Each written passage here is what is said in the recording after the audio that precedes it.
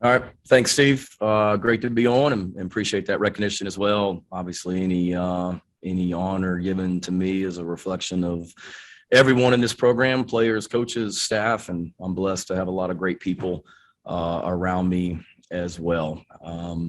Excited to be on here with you guys and excited to be a little over 24 hours out from this game tomorrow. We've had a fantastic week here in Charlotte. I want to thank Danny Morrison and his entire staff and everyone affiliated with the Duke's Mayo Bowl. It's been a fantastic experience for our players. These guys do a great job, first class in every way. Our guys have had a lot of fun. We've been hard at work. We understand the purpose of this trip for sure, but certainly have enjoyed ourselves, and everyone here affiliated with the bowl has made that easy to do. Excited for tomorrow. Like I've talked about before, bowl games are the teams that perform well are the ones that are, most excited in my mind to be there. And I think you have two teams that are really, really excited about this game. I certainly know that we are. How could you not be with everything about this, being Charlotte, being back in a bowl game for the first time since 2018, playing a really talented team in North Carolina, competing against a legendary Hall of Fame coach, two fan bases that have a lot of pride, Battle of the Carolinas, so much excitement about this. So it's a great matchup and really fortunate to be here in Charlotte. And I believe somebody was telling me last night, our fans sold out our allotment of tickets and requested more. And it's no surprise. Knowing what our fan base is about, and that's exciting. Should be an amazing atmosphere in that stadium tomorrow, and we're up against an extremely talented team. This is the same team that was in the Orange Bowl last year and won 10 games, I believe. So a lot of the same people back, and they're just 2 or 3 plays away from being a 9-10 win team again as well. Pittsburgh won the ACC, and North Carolina took them to overtime on the road. NC State, beat them at the end of the game. So they've had some close, tough losses, but the talent jumps off the tape when you watch them. And then obviously everything starts with Sam Howell and their ability to score points on offense. They're explosive. I know I've said it with you guys before. Everybody thinks, Sam Howell and throwing the football and up-tempo offense and throwing it. But these guys want to run the football. They're number 1 in the ACC in rushing. Their running back is 3rd in the ACC in rushing. Quarterback is 7th, I believe. So it's a dynamic rush and attack, really talented defense, very multiple and explosive on special teams, and an extremely well-coached team, staff that I have a lot of respect for. So big challenge for us, but we've had a great week, and our guys are excited and really looking forward to going in tomorrow morning. So I will be glad to take any questions you guys have. David with the first one. Hey, Shane, thanks for doing this. Obviously, COVID's a huge story right now. After the latest round of testing, are you guys going to be missing any more that you thought you had or that were resulted from that testing yesterday?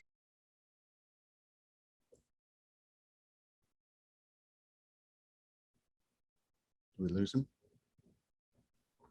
Am I now the moderator? All right, how about we keep it like we always do? David, you're up first. Sorry about that, Shane. I guess I got cut off. But obviously, COVID test yesterday. Did you guys have any positives from that and other guys that are going to be missing the game tomorrow? We did have some positives.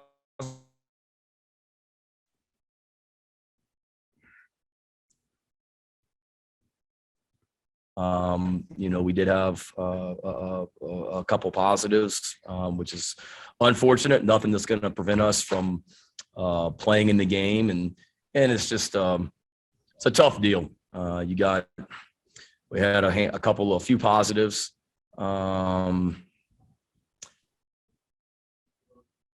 Zero symptoms from anyone.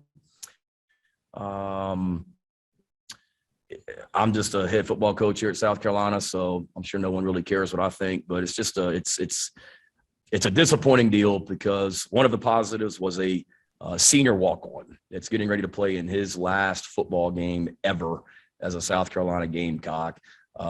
feels completely great, has zero symptoms, not a cough, not congestion, not a runny nose, nothing. And his college career ends with a phone call telling him that he just tested positive for COVID and he's got to get in a car and drive back home yesterday afternoon.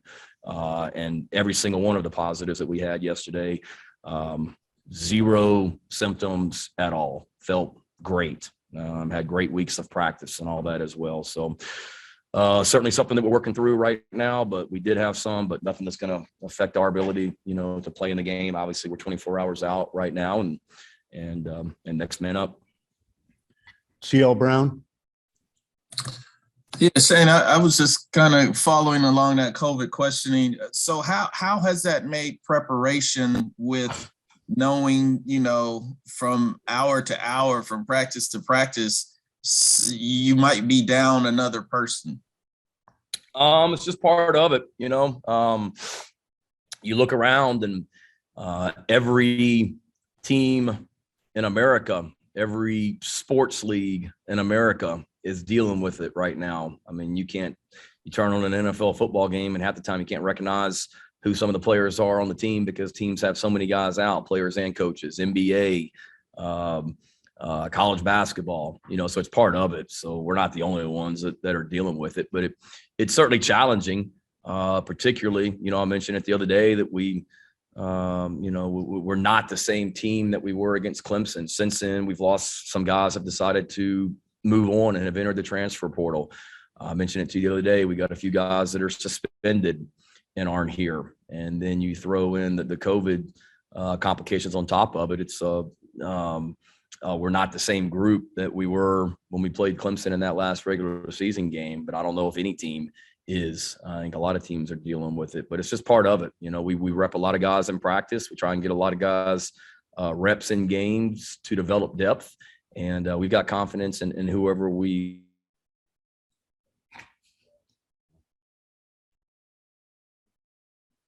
And that the way things were trending, there was going to be some positives. So it wasn't like we were surprised yesterday when we got some positives. So certainly that's been part of our planning this week as well, is making sure that I don't want to say worst case scenario, but that we weren't shocked that we got some positives yesterday and that we were preparing everybody to go out there and play and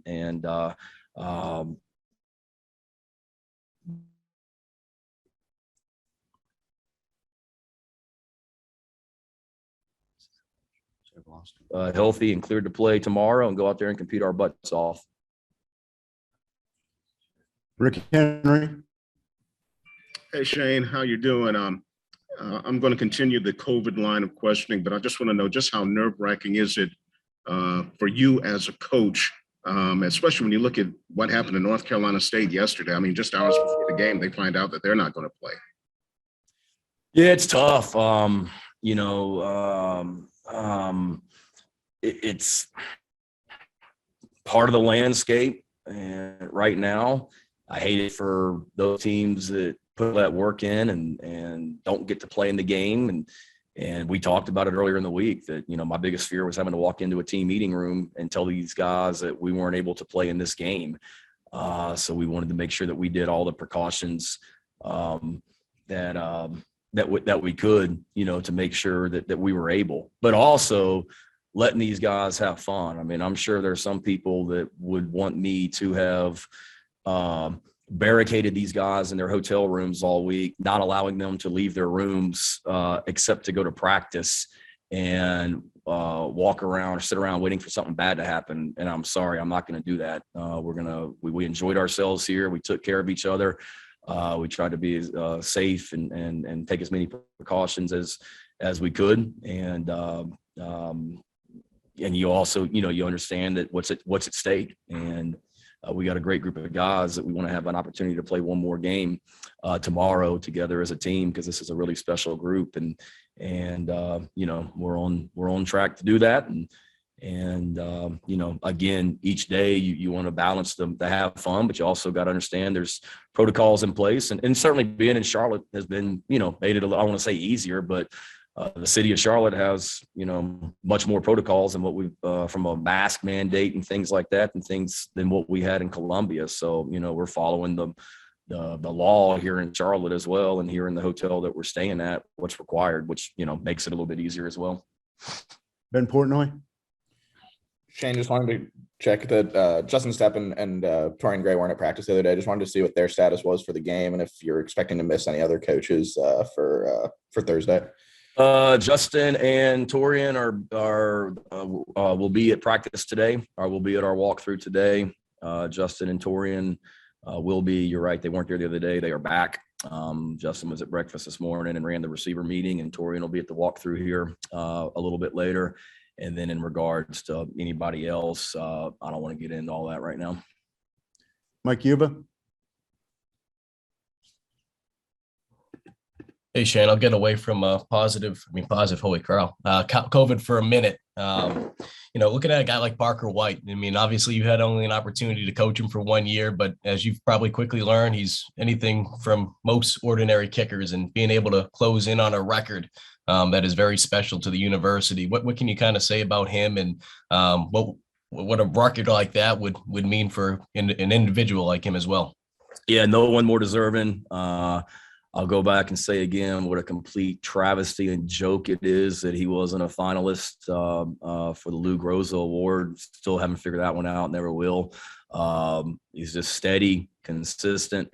I think it says everything you need to know about Parker that he was voted a team captain. And I don't know how many times I've been around a program where, no disrespect to the kickers and the punters, but they were voted a captain. And we didn't say, hey, you have to vote someone from special teams a captain. We just said vote for the players on the team. And that shows you the respect that his teammates have for him.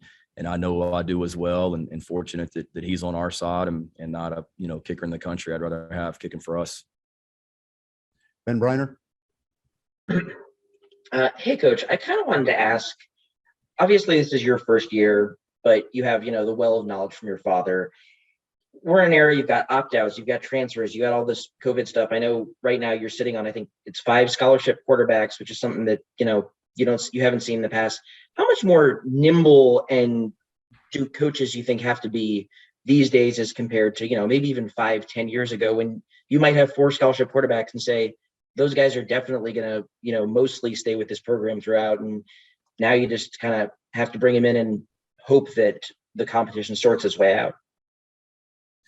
Yeah, it's certainly different. We were at an event, our staff was at an event with North Carolina staff last night and spent some time talking to Coach Brown just about how different it is, nowadays, and it's part of it. And, I think when I was here as an assistant coach, Coach Spurrier used to always tell me, anytime anything changed schedule wise and all that, he used to always tell me, Beamer, just be flexible, Beamer. And I think that's kind of how it is, right now as well. You just understand that the roster is kind of constantly in flux, and we're always going to bring competition into the program, meaning increasing the depth at every single position. And, I believe that everyone better.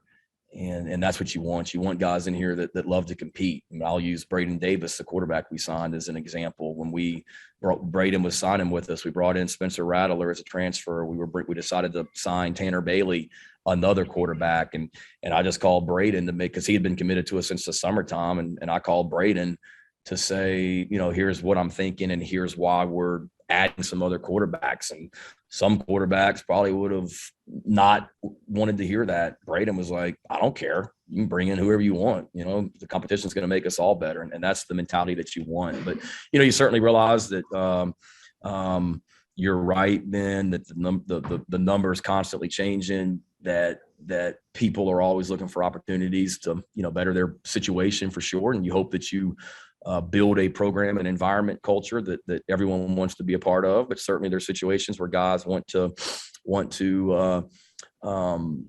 explore other opportunities and go somewhere where they have the opportunity to play more. And we wish them well also. I mean, anyone that's left our program to enter the portal since the end of the season, I've had great conversations with and traded text messages with Jason Brown just a couple of days ago about stuff and want to help these guys in any way. And it's just part of the landscape now in college athletics. Hale. No, obviously you don't want to give away secrets to the other head coach, but with you and Coach Brown and having the relationship that you guys do, how much have you guys spoken to each other this week about status of the roster and where you guys are at with players and maybe like who numbers and who's available and that kind of thing? Are there any kind of honest conversations that way between you two?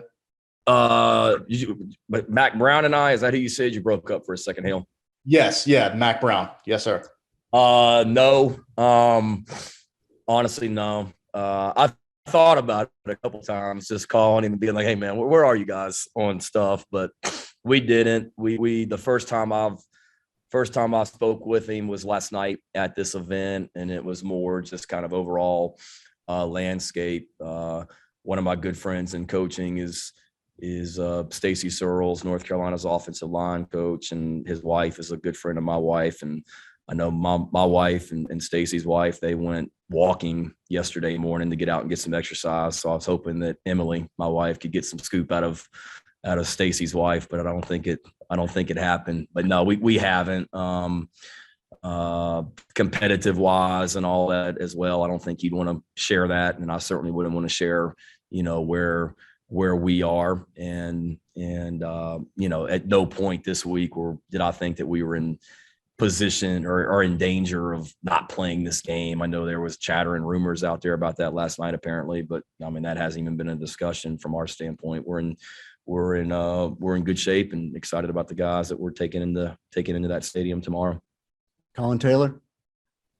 Yeah, Shane, two for you, but just if Zeb or Colton aren't able to play tomorrow, who is your third string quarterback, and what do you want to see from Zeb / what has Zeb kind of meant to this program this year, coming in and doing what he's done? Yeah, Zeb's been just steady, and when he was playing, obviously, he led us to 2 wins at the beginning of the season, and a great win against Vanderbilt at the end. And then, people forget when he got hurt against Georgia, he had taken us right down the field on the first drive, and we were going in to score when he got injured. So and then when he wasn't playing, he's just been a great leader and resource for Luke or Jason or, any of those guys. And so certainly thankful that he's a part of our program as a player this year, and he's going to be a great coach going forward as well.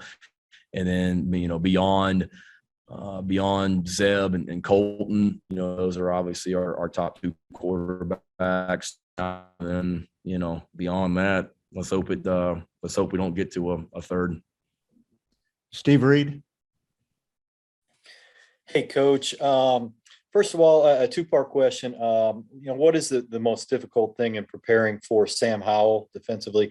And secondly, your thoughts on the whole Mayo bath, which has been widely publicized, I guess, and people are looking forward to. You a little scared of that? Yeah.